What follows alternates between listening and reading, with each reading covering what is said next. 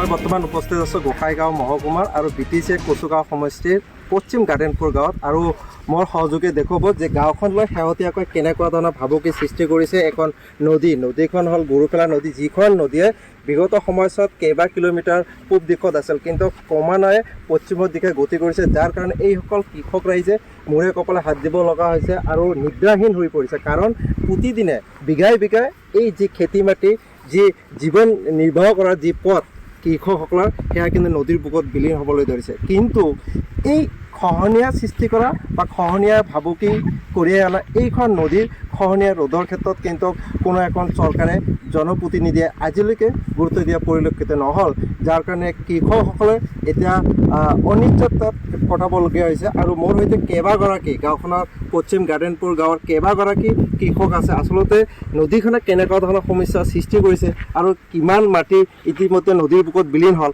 সেই সম্পৰ্কে মই জানিবলৈ চেষ্টা কৰিম। দেখা গৈছে যে ইয়াত এখন নদী আছে, নদীখনৰ কি নাম, কি সমস্যা হৈছে আপোনাৰ? নদীখনৰ নাম গুৰুফেলা নদী আৰু সমস্যা হ'ল গৰা খহনীয়া। আজিৰ পৰা মোটামুটি বহুত দিন আগত সিফালে পূবফালে আছিল নদীটো, এতিয়া বছৰে বছৰে ভাঙি ইফালে আহি আছে।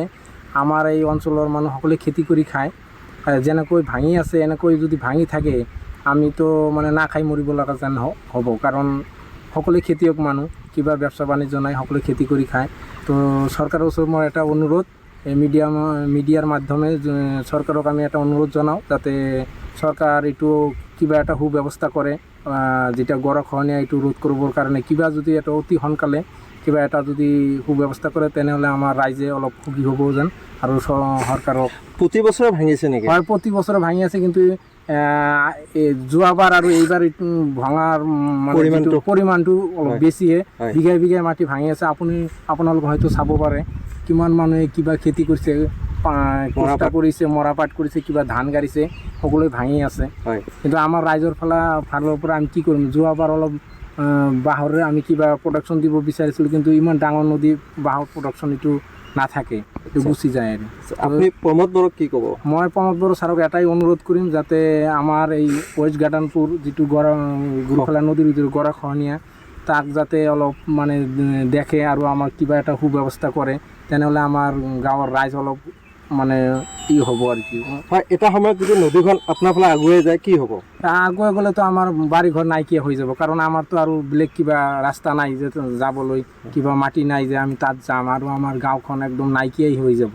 আমাৰ মানে এনেকুৱা অৱস্থা হৈছে, আমাৰ যিটো মানে ধান খেতি কৰা বা মৰাপাট যিবা চব্জি তব্জি এই সকলোৱে কৰি খাওঁ, তাত যিটো মাটি আছে এতিয়া মানে ভাঙি ভাঙি শেষেই হৈ গৈছে। হয়, ধন্যবাদ জনাইছোঁ। দাদা কি ক'ব, নদীখনে কেনেকুৱা ধৰণৰ সমস্যাৰ সৃষ্টি কৰিছে আপোনাৰ? ইমান সমস্যা কৰি আছে, মানে ফিউচাৰত আমাৰ খুবেই অসুবিধা হ'ব। এতিয়া আমাৰ ঘৰটো হ'ল, গাঁওখন আছে 500 মিটাৰ 700 মিটাৰ দূৰত আছে, আৰু এনেকৈ যদি ভাঙি থাকে আমি আশা কৰিছোঁ 1-2 বছৰমানত আমি ইয়াৰ পৰা মানে যাব লগা হ'ব। চৰকাৰী কিবা আঁচনি গ্ৰহণ কৰা নাই নেকি? চৰকাৰী আঁচনি গ্ৰহণ এতিয়ালৈকেতো কৰা নাই। যোৱাবাৰ আমাৰ ছাৰে এটা বাঁহৰ কিবা এটা প্ৰডাকশ্যন দিছিল, সেইটোতো কাম নহ'ল। হয়, তো এতিয়া মই চৰকাৰক জনাইছোঁ, অনুৰোধ কৰিছোঁ যাতে আমাৰ ইয়াত ভালকৈ প্ৰডাকশ্যন দিয়ে, যাতে আমাৰ গাঁওখন বাচি যায়। হয়, চবেই দুখীয়া মানুহ, এনেকুৱা মানে শিক্ষিত মানুহো নাই বা চাকৰি কৰা মানুহ নাই, চব খেতিয়ক মানুহে হয়। তো চৰকাৰে যাতে ইমিডিয়েটলি কিবা এটা ব্যৱস্থা লয় আৰু। ধন্যবাদ জনাইছোঁ। অতি গুৰুত্বপূৰ্ণ কথা উল্লেখ কৰিব লাগিব।